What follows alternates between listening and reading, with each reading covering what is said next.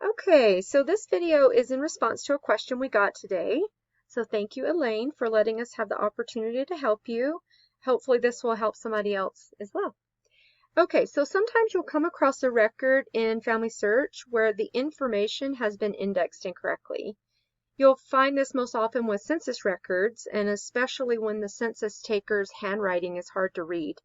Or sometimes it happens when an indexer is transcribing an uncommon name, and therefore they will record it as a similar name that they're more familiar with because that's what they'll think it is. We know that the indexer was just doing the best that they could with what they knew, so that's okay, but as family members, we often know and have more information about the correct names and spellings, so that's where we can come into play and help improve the records and the transcribing and all of this as a whole, and be able to help the computer system work more efficiently. So that's what we're going to talk about today, is how to make these corrections. So if you find one of these records after you've been searching, because you'll know that especially if it's a last name that has been transcribed incorrectly, it can be very hard to find that record.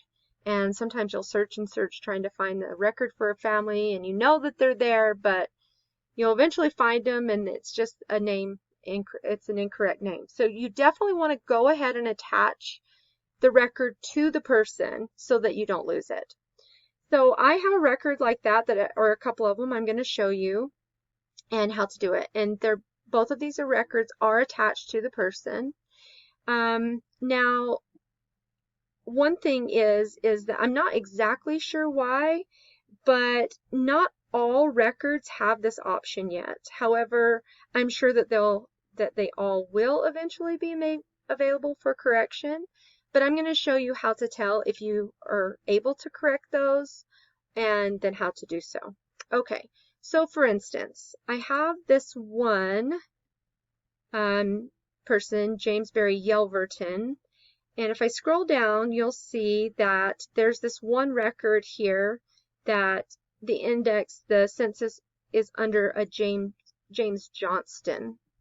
Now, if I look at the actual image right here, you'll see right here, it is actually Yelverton, but Yelverton's not a very common name. So you can see how somebody may have thought that was a Johnston. But this Johnston name is not only attached to James, but it's also connected to Mary, Albert, Joseph, and William. So I would love to be able to fix this. However, when I look at the index right here, it gives me an edit option by the year and the location. However, there's not an edit button by his name. So at this time, I am not able to make that change. But as soon as it does come available, then I can do that. But I have another one here. So Jenkins Henry Harrison, I'm going to click on his sources. And then I'm going to show you what we're going to do. Now I already have this open. Now this is his first name. There's a misspelling, which I realize it's not a big deal. But for the sake of this exercise, I'll just show you how to change it anyway. So this one doesn't have the menu below it showing you the census. So in this case, I would click on the URL, and that's going to open up the census information in a new tab. Okay, so you can see here for Jenkins, I actually have an edit button by his name. So I'm going to click edit. And then I'm just going to click on his first name, his given name, and I'm just going to correct the spelling. Now, the second step is to highlight the name that you've changed. Now, I don't know why, but I tried this a minute ago and it was not letting me. So try it on your computer. I guess you just click on it and click on the name, but for some reason it wasn't working for me because I'm not really sure why. So I guess I'll just skip that part. Now, the step 3 is a reason. So for the reason for this change, I'll just put indexed incorrectly, and then I'll just put name misspelling. So I'm just verifying that That's the reason that I'm correcting it. And then I'm going to click Save, which you may not. A highlight must be made, or you must select no highlight. I guess I'll do no highlight for now. Okay, then I'm going to click Save. Hopefully that doesn't mess it up. I'm not sure why it wasn't working for me. So it says allow for a few minutes for your correction to become searchable. But you can see now it's already showing me in this record.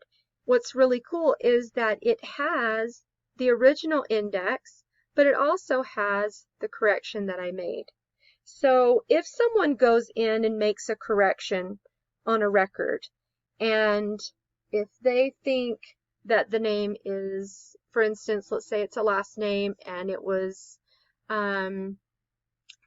let's say the last name was like Lauren or something, but somebody thought that maybe that the L was an F, and they made that correction, but then you came along and said, no, I think it is Lauren.